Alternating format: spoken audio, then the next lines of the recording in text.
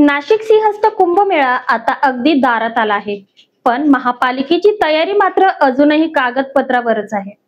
सुरुवातीला 15,000 कोटींचा आराखडा, मग तो कमी करून 5,000 कोटींवर आणला गेला, पण अजूनही शासनाची मंजुरी काही नाही. आणि आता आचारसंहितेने सर्वच कामांना ब्रेक लावला आहे. नेमकं काय अडकलंय आणि पुढे काय होणार, पाहूया सविस्तर रिपोर्टमध्ये. नमस्कार, मी उज्ज्वला बैसाने तुमचं स्वागत करते न्यूज 24 महाराष्ट्र लाईव्ह मध्ये. सिंहस्थ कुंभमेळा म्हणजे नाशिकच्या ओळखीचा एक मोठा उत्सव. लाखो भाविक, हजारो साधू संत आणि देश विदेशातून येणारे पर्यटक. या मेळाव्याच्या तयारीसाठी नाशिक महानगरपालिकेने तब्बल 15,000 कोटींचं प्रारूप आराखडा तयार केला होता.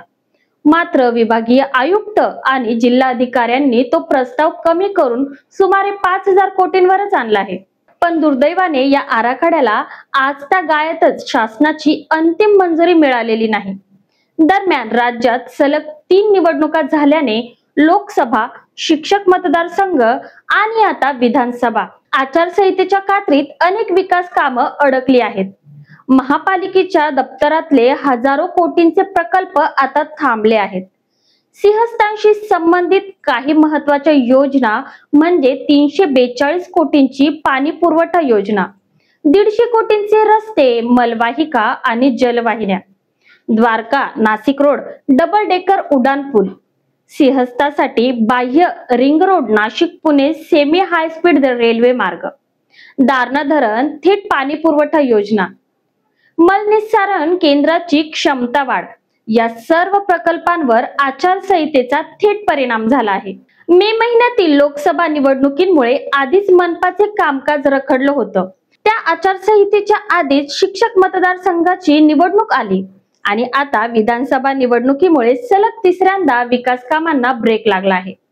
प्रशासकीय राजवटीत असमन्वय आणि अधिकाऱ्यांची अनास्था यामुळे प्रकल्पांना गती मिळालेली नाही.